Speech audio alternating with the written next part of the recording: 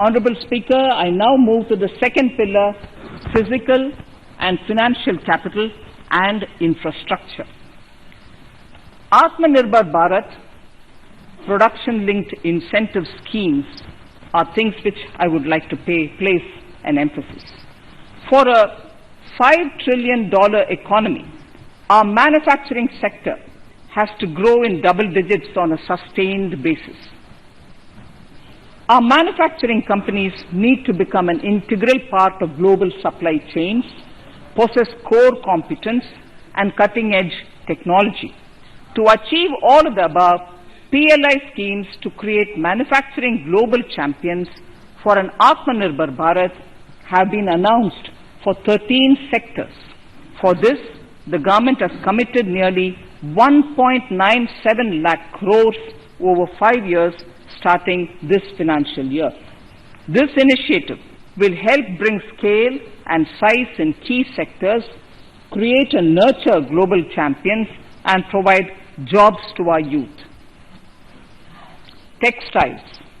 To enable the textile industry to become globally competitive, attract large investments, and boost employment generation, a scheme of Mega Investment Textiles Park will be launched in addition to the PLI schemes.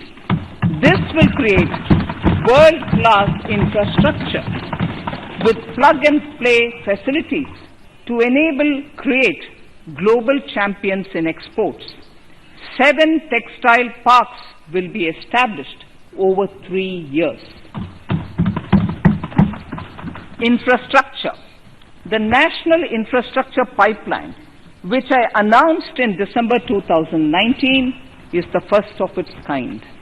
Whole of government exercise ever undertaken by Government of India. The NIP was launched with 6,835 projects. The project pipeline has now expanded to 7,400 projects. Around 217 projects worth rupees 1.10 lakh crores under some key infrastructure ministries have been completed. The NIP is a specific target which this government is committed to achieving over the coming years. It will require major increase in funding from both the government and the financial sector. In this budget, I propose to take concrete steps to do this in 3 ways. Firstly, by creating the institutional structures. Secondly, by a big thrust on monetizing assets. And thirdly, by enhancing the share of capital expenditure in central and state budgets. Infrastructure needs long-term debt financing. A professionally managed development financial institution is necessary to act as a provider, enabler, and catalyst for infrastructure financing. Accordingly, I shall introduce a bill to set up a development financial institution. I have provided a sum of 20,000 crore rupees to capitalize this institution. The ambition is to have a lending portfolio of at least 5 lakh crores for this DFI within 3 years' time. Debt financing of InvITs and rates by foreign portfolio investors will be enabled by making suitable amendments in the relevant legislations.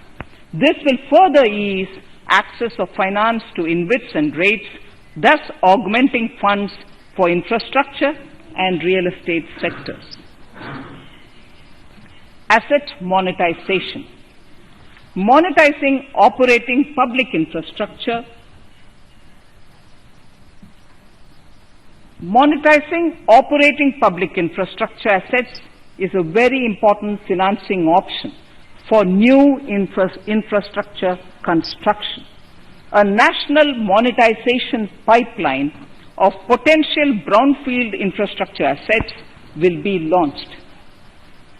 An asset monetization dashboard will also be created for tracking the progress and to provide visibility to investors Some important measures in the direction of monetization are National Highways Authority of India and the PGCIL each have sponsored one InvIT that will attract international and institutional investors. 5 operational roads with an estimated enterprise value of 5,000 crores of rupees are being transferred to the NHAI InvIT. Similarly, transmission assets of value 7,000 crores will be transferred to the PGCIL InvIT. Railways will monetize dedicated freight corridor assets for operations and maintenance after commissioning. A next lot of airports will be monetized for operations and management concessions. Other core infrastructure assets that will be rolled out under the asset monetization programs are NHAI operational toll roads, 2 transmission assets of PGCL, 3 oil and gas pipelines of GAIL, Gas Authority of India Limited, IOCL and HPCL, Airports Authority of India airports in Tier 2 and 3 cities, other railway infrastructure assets, warehousing assets of CPSE such as the Central Warehousing Corporation and NAFED among others, and sports stadiums. Sharp increase in capital budget. In the BE 2020-21, we had provided for 4.12 lakh crores for capital expenditure. It was our effort that in spite of resource crunch, we should spend more on capital, and we are likely to end this year at around 4.39 lakh crores, which I have provided in the RE of 2020-2021. For 21-22, I propose a sharp increase in capital expenditure and thus have provided 5.54 lakh crores, which is 34.5% more than the BE of 2020-2021.